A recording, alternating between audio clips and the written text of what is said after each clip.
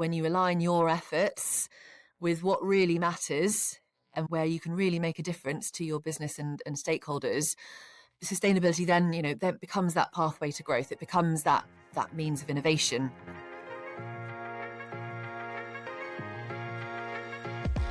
Hey everyone, welcome to another episode of the Sustainability Leaders Show. I'm Jonas, co-founder of the Sustainability Circle.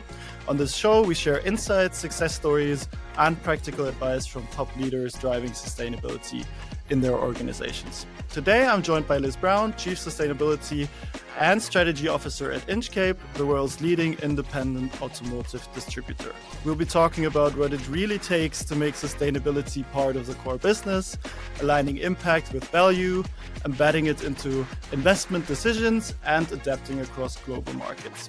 And how approaching sustainability from a strategy-first perspective is helping to drive lasting change. Liz, it's a pleasure to have you on the show. Very warm welcome. Thank you very much. Yeah, it's great to be here as well. Really looking forward to the conversation. Me too. So maybe to start us off on a light note, tell us a bit about your journey. I know that you came up through strategy roles before stepping into now also a sustainability role. So tell us a bit like how that path unfolded for you, and when did sustainability become part of your remit at Inchcape as well? Yeah, of course. Let me give you a bit about my background. So I've got over 20 years of experience now across quite a wide range of sectors, including consulting, consumer goods, retail, also private equity as well. And through all of these, I think the key theme for me has been helping businesses navigate strategic change and transformation, and doing that in what's often quite complex and fast-changing environments. So that's kind of a high-level summary. I guess more specifically, prior to Inchcape, I was Group Strategy Director at Diageo, and I led global strategy there and M&A. I also worked at Currys PLC. Again, I held strategy and M&A roles there. I worked in private equity for RBS, and I began my career at LEK Consulting, which is a strategy consulting firm. And that's really where I kind of learned the foundations of strategy and transformation. But I guess back to Inchcape, which is an automotive distributor. I'm sure I can explain a little bit more about Inchcape later on. But I joined Inchcape in 2023 as Chief Strategy Officer. And to start with, a core part of my initial remit was shaping the group's strategic direction, and specifically developing our Accelerate Plus strategy. And I also take responsibility for building stronger relationships with our OEM partners as well. And as part of that initial remit, which was building that and evolving our strategy, sustainability was actually a really key part of that strategy work. And it was really at that point, I think, that it became very clear to me and really clear that strategy and sustainability are very linked and should be inextricably linked, really. Sustainability has to be really core to corporate strategy and not a side initiative. So that's when I really kind of got my first taster of sustainability and the benefits of bringing sustainability and strategy together. And so that then led, excitingly, to my role earlier this year being expanded to include sustainability. So I'm now working as Chief Strategy and Sustainability Officer at Inchcape, looking to really, I guess, further develop and further integrate our sustainability ambition and our capabilities, helping us kind of stay ahead of the industry, helping us understand and kind of stay ahead of regulatory changes, and also helping to make sure, importantly, that we as Inchcape, we play our role in that transition, in the transition towards more sustainable mobility. Yeah. Okay. And you touched upon the industry. So maybe let's also give a quick snapshot to those not so familiar with the business model, what Inchcape does and where it sits in the market. Yeah, of course. So put very simply, Inchcape sells cars. It sells other vehicles as well in about 40 markets globally. So what Inchcape does is we're an automotive distributor. So we represent the car manufacturers, the OEMs. We represent those OEMs in those 40 markets, and we sell the cars on their behalf. So we do everything from logistics, so bringing the cars in from the factories into the markets. We do all the marketing. We manage the retail network of dealerships. We manage after sales. We manage the parts and the services that are required for the vehicles. So the markets that we tend to work in, so those 40 markets, they tend to be a bit smaller. They tend to be more developing. They're often less mature. They're often more complex markets as well, and that's often why the OEM wants to work with a partner as opposed to doing all of those activities themselves in a market. And then from an OEM perspective, we work with some of the biggest OEMs in the world. So we work with OEMs like Toyota, like Mercedes, like BYD, and many, many more as well. We work with around 60 OEM brands in total. So that's a bit about Inchcape and what we do as a business. All right. And so how does the role of Liz Brown, the Chief Sustainability and Strategy Officer, look like on a day-to-day, and maybe also a bit like what's been surprising or helpful bringing that strategy lens to your role? Yeah, it's a good question. So it's a combined role, which is quite interesting, I think. So Chief Strategy and Sustainability Officer. I think it's not unique having them together, but I do think it's a newer concept and less common concept. So I'm quite excited to be able to highlight why I think it's a sensible approach, and I think it can ultimately have some greater impact overall as well. And so in terms of what my role looks like, generally, I think obviously there are elements of pure strategy, there are elements of pure sustainability, but then there are also areas and times where these two elements combine, and I think that's where it gets really interesting, actually. So, for example, we're working at the moment on our sustainability framework and our ambition. And so rather than thinking about sustainability as a compliance or a risk issue, we're thinking more about how it can drive business value. So how sustainability initiatives can kind of support Inchcape's growth and support Inchcape's resilience. And I think with my strategy hat on, it's actually a bit easier for me to think in that language of driving business value, that kind of language of growth, and then translate that into the world of sustainability. And so I think in doing so, I think helping to explain then how sustainability can be and should be a strategic growth driver for the business, I can kind of illustrate that link a bit more clearly. So I guess my aim ultimately in having this combined role is to sort of ensure that sustainability is more part of everyday business practice, and that it can help us build resilience. It can help build growth or drive growth, and more generally just be embedded into how Inchcape operates daily. Yeah. Yeah, it's super interesting. And also, I think I'd like to explore that intersection a bit more. Having that strategy hat on and the sustainability hat on at the same time, how does that shape your priorities, your decision making in such situations where basically you always have to trade maybe growth with sustainability? Because I'm sure it's not always 100% aligned, I would assume. Yeah, it's absolutely. I think it's a good question, a detailed question. So I think firstly, I suppose, yes, historically, I think sustainability has sometimes been a bit more siloed as a function, possibly been a bit more focused on regulation maybe, or compliance or risk reduction. And I guess in extreme, to kind of make the point, perhaps it wasn't really considered as a business topic at all, but maybe more of a box ticking exercise or something that's kind of thought of as a separate area where people with very deep expertise sit. I do think now that approach feels like quite a long time ago, which is great. I think many corporates now are really seeing the need and the advantage of bringing sustainability to be more at the heart of the organisation, as it is now, I'd say, for us at Inchcape. So I suppose in terms of how that means that I think about my priorities and how that shapes the way I think, again, I come back to this kind of concept here of a strategic mindset, which is my strategy hat on, bringing my strategy hat into this sustainability world. And if you think about what a strategic mindset really means, strategy is all about choices. So it's about making choices in a world where we have limited resource, whether that's time or that's focus or people or investment. And so I think how we approach sustainability has to also take that into consideration. So we can't do everything. We have to prioritize. We have to focus on the topics that we think are most meaningful and where we can have most impact. So I think those are the two really important points here. And if you think about us at Inchcape and our role, so we have a really interesting position in the value chain, so in the automotive value chain. We don't manufacture the cars, right? We don't manufacture them ourselves. We don't control really what's made or how it's made. We bring those cars to market. So for us, one of the things that we really think about is how we make that route to market as sustainable as we possibly can be. That's one big topic. That's where we think it's meaningful for Inchcape and where we can have a lot of impact. And then another key thing, if you think about our role in the value chain and what we can do, is how we then help to accelerate the transition towards more sustainable mobility, which I think is battery electric vehicles and hybrids in particular.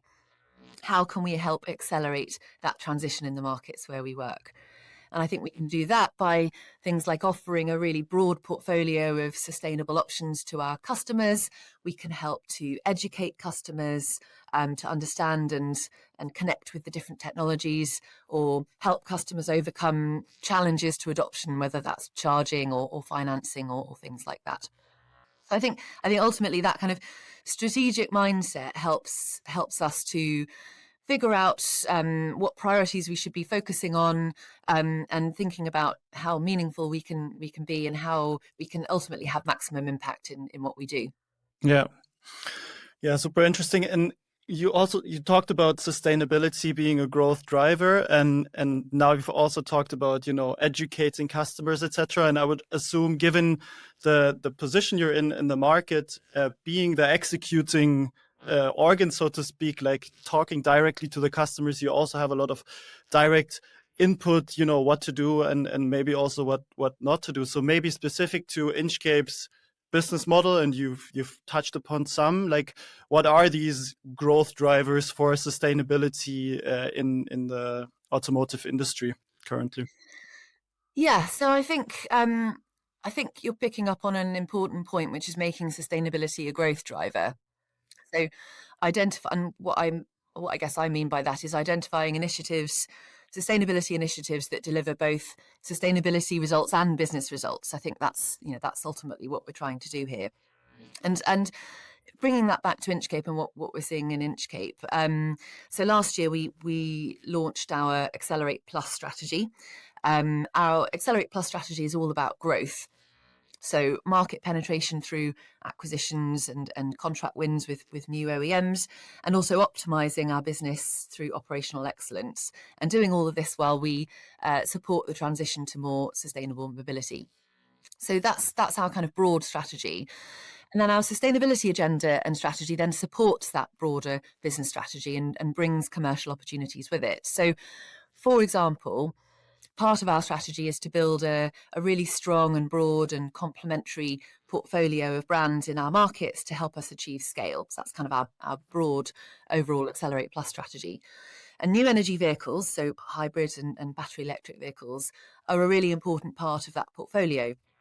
And part of our sustainability strategy is to support markets in driving penetration of new energy vehicles by, like I said before, by educating customers or rolling out charging networks or training EV service technicians as well. So I think that's one example of how our sustainability agenda and how our sustainability initiatives are also kind of supporting our overall strategic direction and are ultimately becoming a growth driver for Inchcape. And I guess some really specific examples of this. In the last 18 months, I think we've launched 5 new battery electric vehicle brands into our portfolio. So that's 5 new brands that we weren't selling before that are now selling BEVs in our markets. And 70% of our markets also now sell new energy vehicles. So that's an example again of sustainability initiatives really driving growth and being brought to life in our markets. I think bringing to life is a really interesting transition here, because while you talked, I also thought a bit about and we have these conversations a lot in the sustainability circle network as well, where our members tell me like, hey, sustainability as an argument doesn't necessarily land with my internal stakeholders anymore, as a standalone argument at least. And so depending on, the stakeholders you need to get on board to then also get initiatives approved, to get them up and running, etc., whether that's finance, whether that's commercial teams, whatever the case may be, you also need to kind of like tailor your argument. So have you found in your role that basically coming from the strategic standpoint puts you in a position where you can, better and from a more like business driven perspective, talk to those people instead of only coming from the angle of, yeah, but we need to get more green? Yeah, absolutely. I think there's definitely some differences in how different colleagues across the group connect with our sustainability narrative, and I think that means that tailoring our communication, exactly as you say, that's super important. And I think understanding where people are coming from so that we can connect more effectively with them is really important as well. I think so. So tailoring your narrative is super important. Understanding where people come from, understanding what their business objectives and business aims might be, and then being able to show how a particular sustainability initiative, for example, connects to those business goals and ambitions, I think is really important. I think it's also important, though, to have a kind of consistent company-wide narrative. So yes, you need to tailor and adapt your messaging for different stakeholders, but you also need to have that company-wide narrative that's consistent, so that people can then connect their roles and what they're doing to that wider purpose. And I think we're doing a lot of work actually internally on engagement. I think we're lucky at Inchcape that our colleagues are super engaged. Actually, we always get really good webinar attendance. We always get really good engagement around some of the reports that we release, which is fantastic.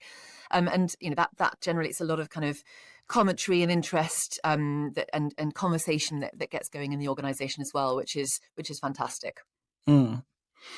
So, and also for the listeners that may be working in different industries, if we zoom out a bit, like where do you see these, let's say, these opportunities for companies, but then also for the sustainability leaders to connect business and sustainability, whether that's like risk, whether that's talent, whether that's something else entirely, because in the end, these will then also be the arguments to go to the commercial team, to go to the financial team with. So what are like the key angles maybe that you look at, but also that some of your colleagues in other industries look at currently? Yeah, I think more generally, for companies, I think seeing the connection between your core business and I guess the shifts driven by climate change, that enables ultimately better management of both risks and opportunities, I think. And I think for companies to see sustainability not just as a responsibility, but again, coming back to this, the strategic lever for long-term success, I think that's a real unlock for companies as well. I think it gives then companies a different lens to identify efficiencies and a different lens to think about some of those commercial growth drivers. And I think another key one for me is talent. I think this is such an important part of the conversation around sustainability, and it's a really big opportunity as well. As we see it, that next generation of our colleagues are increasingly values driven, and so I think companies that have a really credible sustainability story and set of commitments, I think they will attract and retain top talent much more easily, and they then improve their brand reputation and also their trust with stakeholders as well, I think. We certainly see, if I think about our employee surveys, we certainly see a really strong correlation between engagement of our colleagues and their perception of the positive impact that our company makes. So engagement is very highly correlated with that. And I think companies, as we would all probably agree, companies with more engaged colleagues ultimately perform better. So this really does matter. Yeah.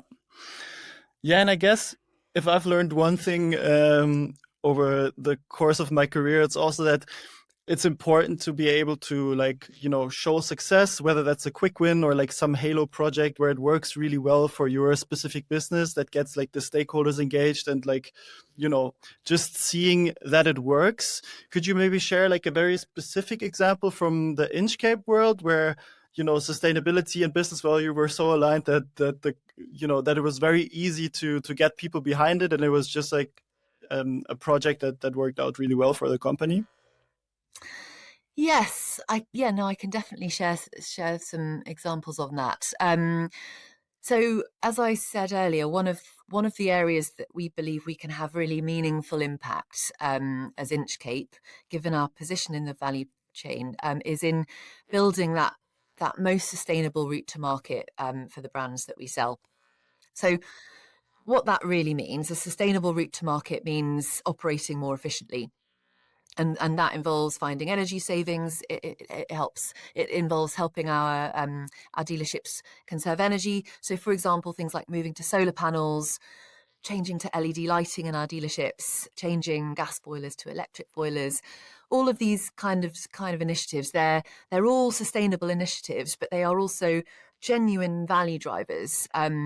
And reduce costs quite significantly. So those are really quite easy conversations to have with our markets around the world. The nice thing about these kind of initiatives as well is that they're very visible. They involve quite a number of employees across our markets, and so these kind of initiatives really give those people, those colleagues, a kind of a way to play their part in what we're doing, which then I think in turn sort of drives more engagement, as we were talking about, drives more connection, and kind of starts that internal conversation as you described. So it's a real sort of virtuous circle, I think, in terms of the initiative, the direct business impact that it can have, the visibility of it, which then in turn drives that connection and that conversation. Yeah. All right. Um, So in a previous conversation that we had, and I found this really interesting, you mentioned to me, because I was also thinking in preparation for this episode, okay, strategy and sustainability connected, what does it then actually mean in practice? And one example you mentioned to me really stuck with me. You mentioned that CapEx requests at Inchcape now always need to include like an environmental statement or an impact assessment statement for it to actually go to the investment committee and then be decided upon. So one, can you maybe share a bit about like what sustainability and strategy combined means? And I think this is a very nice example of that. And also kind of like how that shift was done, implementing such measures within an organization. Yeah. So strategy and sustainability combined, I think, really means back to the kind of the earlier points, putting sustainability more at the heart of the business. So you know, for example, shifting it away from being comms focused or compliance focused into being value creation focused. And I think sometimes that's hard because, and historically maybe sustainability teams haven't really had any influence on decision makers, for example. So they haven't really had any influence on financial decisions or operational decisions or even strategic decisions where those kind of key business questions and decisions are being made. And I think also, particularly in public companies, the focus can often be on delivering more of the short term results as opposed to investing for the long term, which is ultimately what's needed for sustainability. So I guess this practical example that, as you mentioned. So we have an investment committee clearly at Inchcape, which I sit on. And part of my role on that investment committee is to represent our sustainability objectives. So, of course, sustainability investments or sustainability related investments are obviously approved here. So that's kind of an obvious point. But I think the difference is that now all investment requests are also asked to demonstrate the impact that they have on emissions, the impact they might have on the environment, and how this particular investment helps our sustainability goals, or how any impacts that the investment might have will be mitigated or will attempt to be mitigated. So, for example, a new dealership that we might want to invest in, or a dealership that's being refurbished, say, we start to ask conversations based on this report. Things like, are they putting in sub-metering? Are they including the right kind of lighting? Are they getting rid of the gas-fired boilers that are in place already? Have they considered or put the business case forward for solar panels in that particular dealership? So I think having this forum and having the sustainability conversation in that forum, I think it provides that really important intervention point during key critical decisions about resource allocation, ultimately. And it ensures that sustainability is then integrated alongside those broader cost and savings discussions.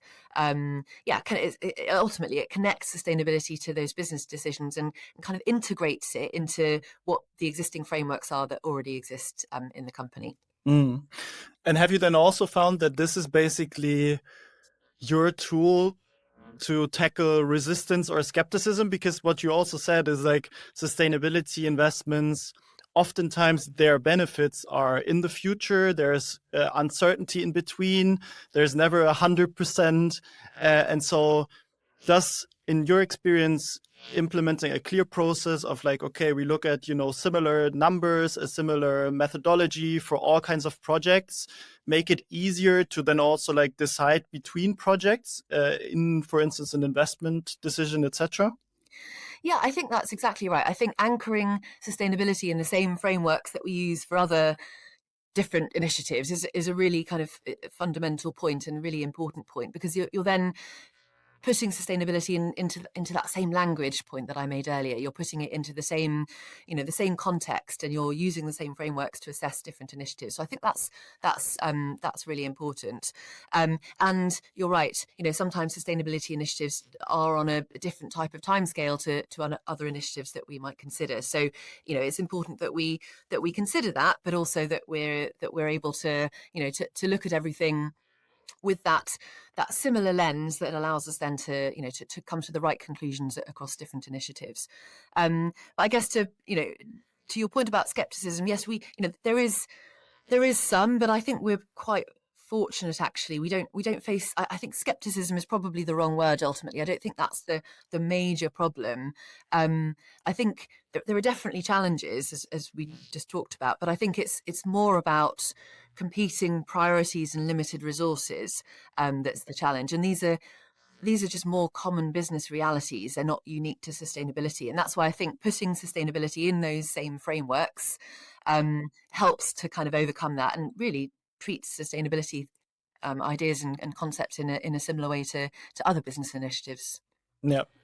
And I think it amazingly like ties the knot to what you said earlier, and like, meeting people where they are, understanding what their priorities are, because it's also my conviction that, most people aren't inherently anti any initiative as long as it makes sense for their role, for their expectations, for their incentives, etc. And so understanding that and then playing, into those just makes it a lot easier than also from the sustainability leader's perspective. I completely agree. I think that's really what helps move conversations forward. It's kind of understanding where people are coming from, understanding what their context is, and then framing sustainability initiatives in a way that aligns with their priorities and kind of makes sense to them given the context that they face. And to the point we made earlier, it does sometimes mean engaging different groups in different ways to kind of help them understand this particular idea or concept in a way that makes sense for them. So yeah, I completely agree. Amazing. Okay, so maybe to switch gears a bit, I'd like to focus a bit on like a specific part of the business, because I think it's quite interesting. So Inchcape operates in 40 different markets, as you said, and there are places, I'm sure, where there is 80% EV penetration, even though you said you have a lot of developing markets, and in others it's probably none. So us talking about sustainability as this one concept is probably far from the actual reality that you face every day. And also, given on a recent survey that was published by you. I think it was called Drivers of Change. It kind of highlighted that, for instance, in like APAC or later markets, there are areas like social aspects that are related to mobility that might be even, you know, more important than the environmental aspect of it all. So to put it more simply, maybe sustainability can then also at a given moment mean different things in a different geographical context. And could you maybe give us some background on what that means in the day-to-day reality of Inchcape's business? Yes, absolutely. And you're right. We're in 40 markets, 40 very varied markets, I would say. Absolutely, from markets where we see 80% plus BEV penetration, all the way to markets where it's barely there at all. So I guess on this point, I think the first thing I would come to on this is our role and what we see our role is, which is helping to deliver the global mobility transition in a way that's inclusive, in a way that's long lasting, and really importantly, in a way that's really tailored to all of those varying needs of all of those individual local markets. So that's our kind of fundamental truth here.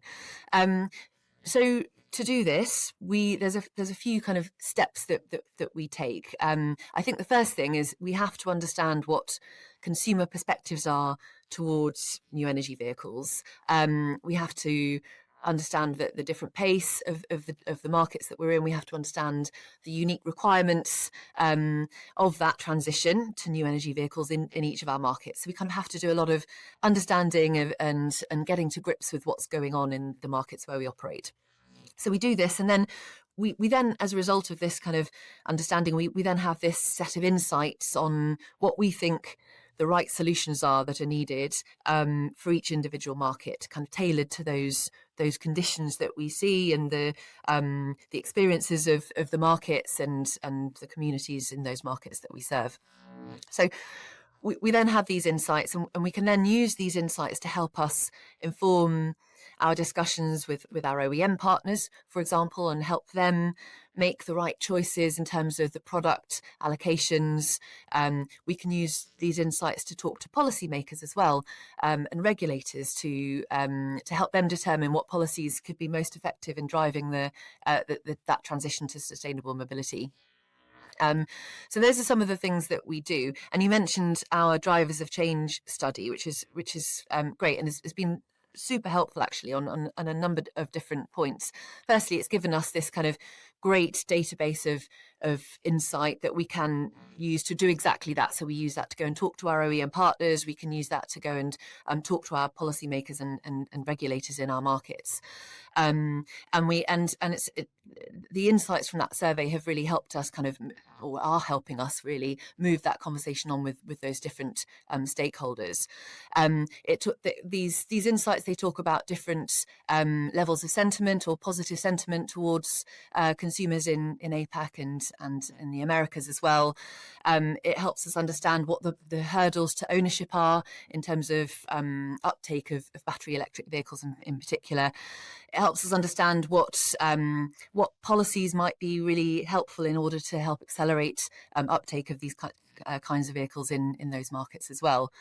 And it also helps, to your point, also helps us understand a bit more the role that mobility plays in economic development. So how important mobility is for people in those markets, whether it's to access education or to access job opportunities or all sorts of things like that. So it's really, again, helped us understand and pinpoint some of those really important roles that mobility plays in our society, which is a really important part of our purpose as well.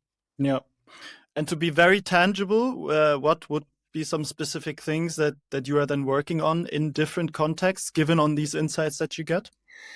Yeah, so a few examples of that. So in the Americas, we have a dedicated new energy vehicle team. So we've got a regional team which is focused on analysing every market's readiness for new energy vehicles. So exactly as I said. So they're considering factors like the rate of consumer adoption, incentives that are available, grid capacity, charging infrastructure.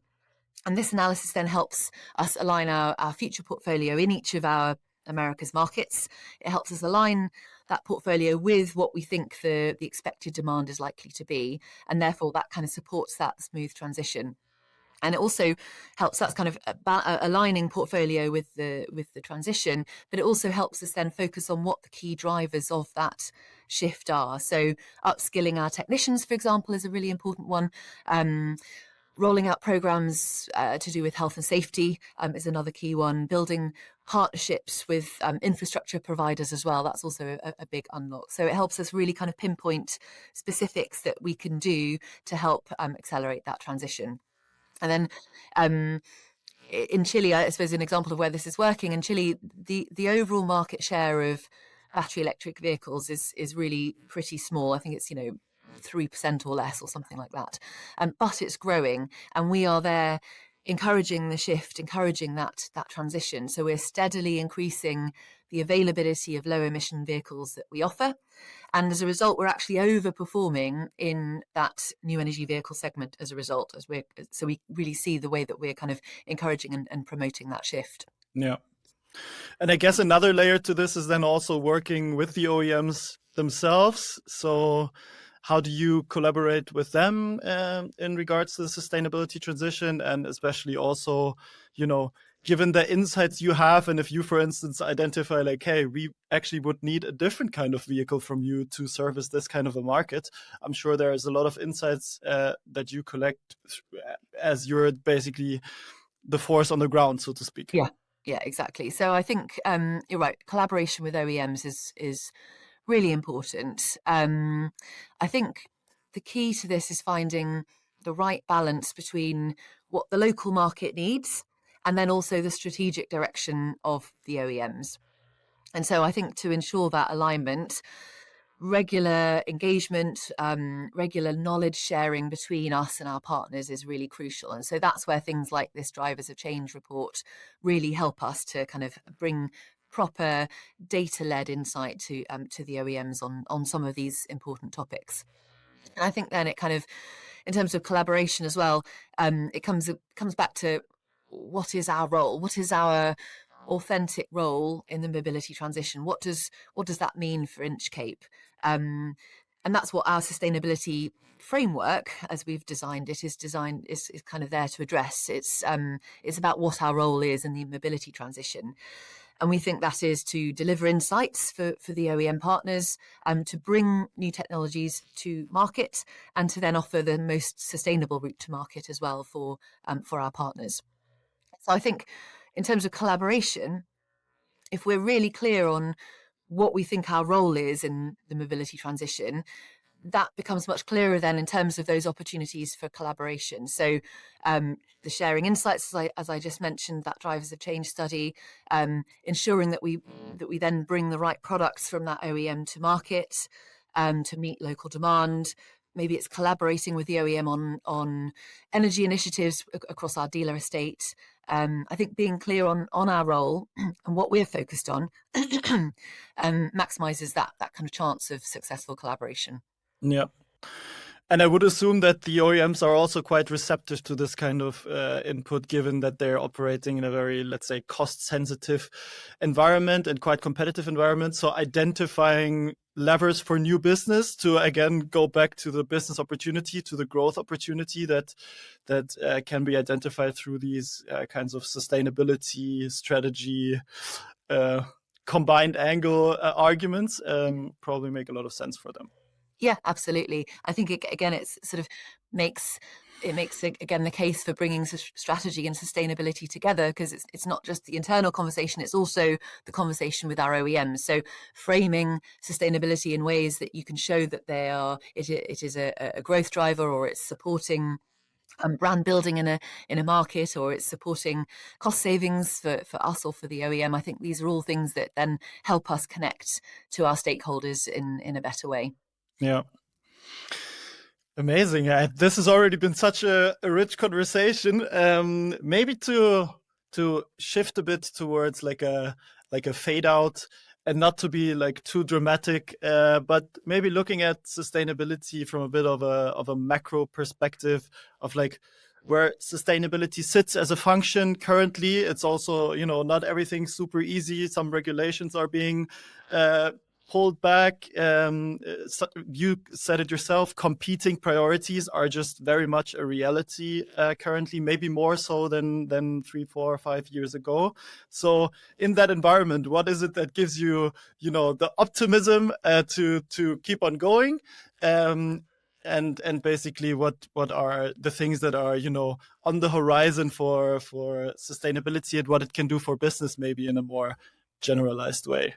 Yeah, I think there's definitely a growing momentum in that shift away from sustainability being kind of purely compliance driven or regulatory driven.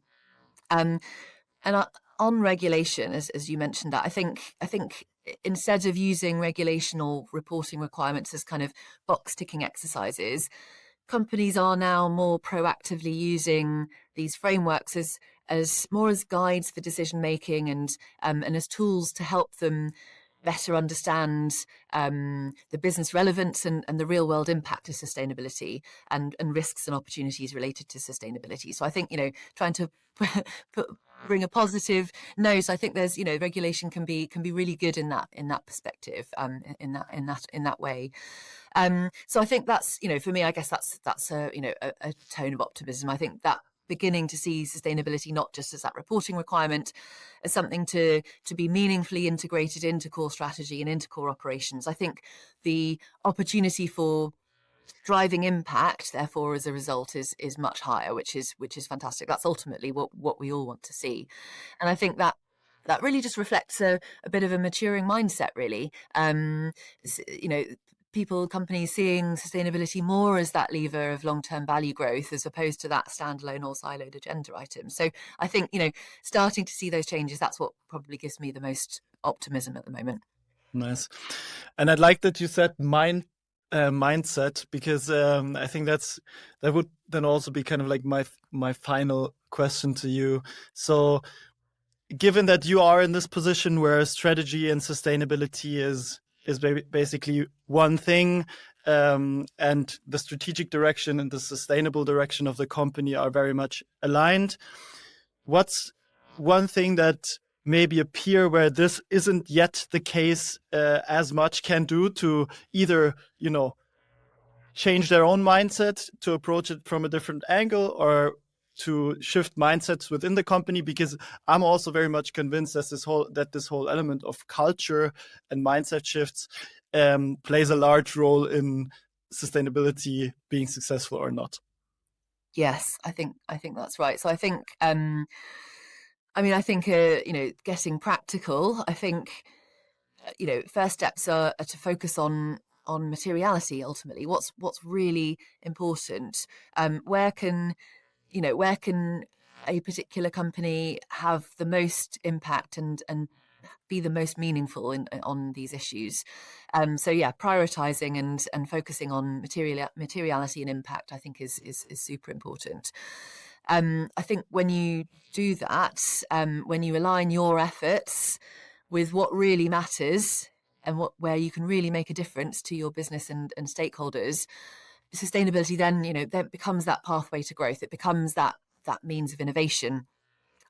It becomes that kind of driver of longer term value, and moves away from being just that kind of compliance topic that we spoke about. But ultimately, it's also about bringing people along the journey with you, all stakeholders, not just not just the people working directly around you, but all stakeholders, whether that's your partners out in the market, shareholders, colleagues, teams, everything. Understanding where they are, what their context is, what their preferences are, and trying to kind of help them understand what that business case for sustainability looks like. And ultimately, I think, coming back to that mindset point, ultimately applying that strategic mindset, that's what I would come back to. Yeah. I think I couldn't have wrapped it up in any more meaningful or better way. Thank you so much for joining me for today's episode. A lot of really insightful things. And thanks again for joining me on this episode. So for all the listeners, also check out Inchcape's report, Drivers of Change, if you want to have a bit more insights as to what the drivers of sustainability for the automotive industry are in the markets that Inchcape operates in. And also feel free to visit Liz's profile on LinkedIn, etc., to follow what's going on in her role. And with that, Liz, any final words from your side? No, thank you so much. It's been a great conversation. I feel like we've covered a lot of ground, actually, and it's been, super interesting. So thank you for having me.